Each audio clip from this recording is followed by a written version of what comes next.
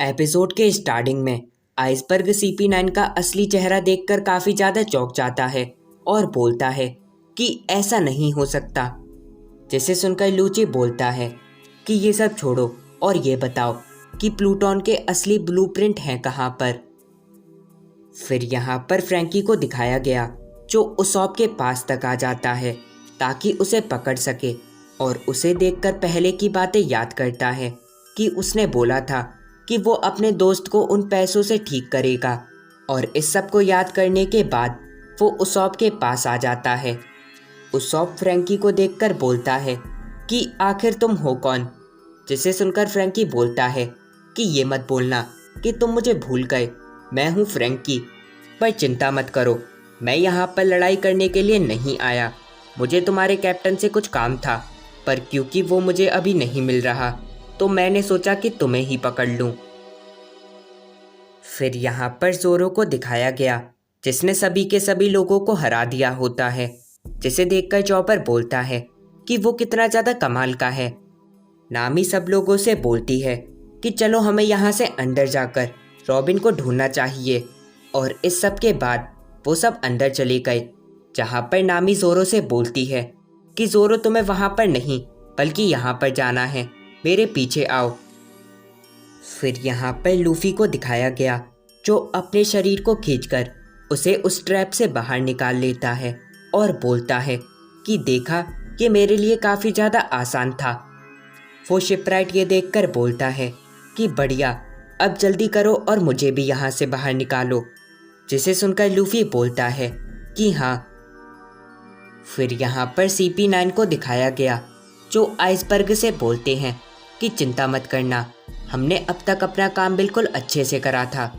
और वैसे अगर तुम सोच रहे हो कि हमें किसी मुसीबत में डाल दोगे तो मेरी बात मानो कि ऐसा मत करो, क्योंकि हम सब CP9 हैं जो गवर्नमेंट के इंटेलिजेंस एजेंसी में से एक है। पूरी दुनिया में बस CP1 से लेकर CP8 तक ही ग्रुप थे, पर गवर्नमेंट ने CP9 को भी बनाया ताकि किसी को इसके बारे में पता ही ना चले। और इसी वजह से कोई भी CP9 को नहीं जानता। जिसे सुनकर आइसबर्ग बोलता है कि हाँ, मैं यही सोच रहा था, मुझे भी बस CP8 तक ही पता था। लूची ये सुनकर बोलता है कि हाँ, CP9 बस इंसाफ के लिए काम करता है। जब कोई गवर्नमेंट के खिलाफ जाता उसे मार दिया जाता। जिसे सुनकर आइसबर्ग बोलता है कि ये कहाँ का इंसाफ है। लूची ये सुनकर बोलता है कि हाँ, पर वर्ल्ड गवर्नमेंट ने अपने सोचने का तरीका ही बदल लिया। अब वो चाहती है कि उन सारे प्राचीन हथियार को हासिल कर ले और फिर इस महान चल रहे पायरेट युग को ख़त्म कर दे। पर क्योंकि तुमने प्लूटोन मतलब कि उस प्राचीन हथियार के ब्लूप्रिंट देने से सीधा सीधा मना कर दिया था, तो गवर्नमेंट ने CP9 की मदद ली। आइसबर्ग ये सब सुनकर बोलता है कि तुम कुछ भी नहीं जानते। वर्ल्ड गवर्नमेंट शुरू से ही ताकतवर बनना चाहती थी और अगर उन्हें वो सारे के सारे प्राचीन हथियार मिल गए तो वो लड़ाई शुरू कर देगी उन सब पायरेट्स के खिलाफ। और लूची ये सब सुनकर आइसबर्ग सैन को लात मार के पीछे फेंक देता है और बोलता है कि अपना मुंह बंद रखो और सीधा सीधा ये बताओ कि ब्लूप्रिंट कहाँ पर हैं। फिर यहाँ पर दादी कोकोरो को दिखाया गया जहाँ पर वो छोटी लड़की उससे बोलती है कि दादी, वैसे आप इतना ज़्यादा कैसे पी सकती हो। दादी कोकोरो ये सुनकर बोलती है कि मैंने इसे कई साल पहले ही शुरू कर दिया था। माफ़ करना, कई साल पहले नहीं, बस 8 साल पहले, जब वो सब हुआ। फिर यहाँ पर वापस से CP9 को दिखाया गया जहाँ पर लूची बोलता है कि तुमने हमें नकली ब्लूप्रिंट देने की कोशिश करी और क्योंकि तुम्हें ये बात पहले से ही पता थी कि कोई इन्हें तुमसे ज़रूर लेने आएगा, तो तुमने पहले ही पक्का उसे और किसी को दे दिया होगा, पर अभी नहीं। और इसका मतलब तुमने उसे कई साल पहले ही किसी को दे दिया, और इसका मतलब कि अभी वो ब्लूप्रिंट तुम्हारे पास है ही नहीं। हमारी निगरानी में हमें कोई भी सबूत नहीं मिला, पर जिसे तुमने वो ब्लूप्रिंट दिए होंगे वो पक्का कोई शिपराइट होगा और गवर्नमेंट के रिकॉर्ड के हिसाब से, और हाँ, वैसे ये नकली ब्लूप्रिंट के भी हिसाब से तुम्हारे पहले के ग्रुप का नाम था टॉम वर्कर्स, जिसमें से एक थे तुम, टॉम और कुटी फ्लैम। टॉम तो पहले ही मर गया था और कुटी फ्लैम वो 8 साल पहले मरा। पर हाँ, इस नाम से मुझे एक बात याद आ गई।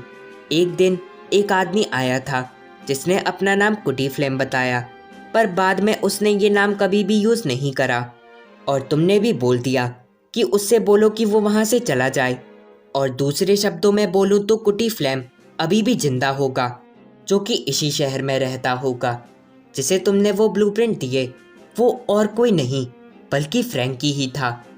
जिसे सुनकर आइसबर्ग की हार्ट बीट काफ़ी ज़्यादा तेज हो गई और हमें एक पास्ट का सीन दिखाया गया जहाँ पर आइसबर्ग फ्रैंकी को ब्लूप्रिंट देकर बोलता है कि सुनो, कि तुम रखो और यहाँ से चले जाओ, और हाँ, अपना नाम भी बदल लेना, क्योंकि मैं नहीं चाहता कि वो ब्लूप्रिंट और किसी के पास चले जाए। काकू ये सब सुनकर बोलता है कि इसमें कुछ गलत नहीं, वो ब्लूप्रिंट पक्का फ्रैंकी के ही पास है। जिसे सुनकर लूची बोलता है कि वैसे मैंने कभी भी नहीं सोचा था, तुमने अच्छा गेम खेला, पर अब ये बात बिल्कुल पक्की हो गई, वो फ्रैंकी के ही पास थे। फिर यहाँ पर नामी और बाकी सबको दिखाया गया, जहाँ पर नामी जोरो से बोलती है कि जोरो, सामने के दरवाजे से अंदर जाओ और वहीं पर रॉबिन होगी। फिर यहाँ पर वापस से CP9 वालों को दिखाया गया, जो आइसबर्ग से बोलते हैं कि अब हमारा तुमसे कोई भी काम नहीं बचा। जिसे सुनकर पीछे से काकू बोलता है कि हाँ, फिर ठीक है, चलो अब उस फ्रैंकी के पास चलें और वो ब्लूप्रिंट ले लें। और तभी पीछे से एंट्री होती है लूफी और दूसरी तरफ जोरो की, जो सीधा कमरे में आ गए। लूची स्ट्रॉ हेड पायरेट्स को देखकर बोलता है कि बस इन्हीं की ही कमी थी। यहाँ पर लूफी रॉबिन को देखकर बोलता है कि रॉबिन, मैंने तुम्हें ढूंढ लिया।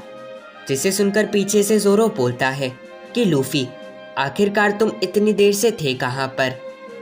यहाँ पर पीछे से वो शिपराइट CP9 के असली चेहरे देखकर बोलता है कि एक मिनट रुको, क्या ये सब CP9 थे?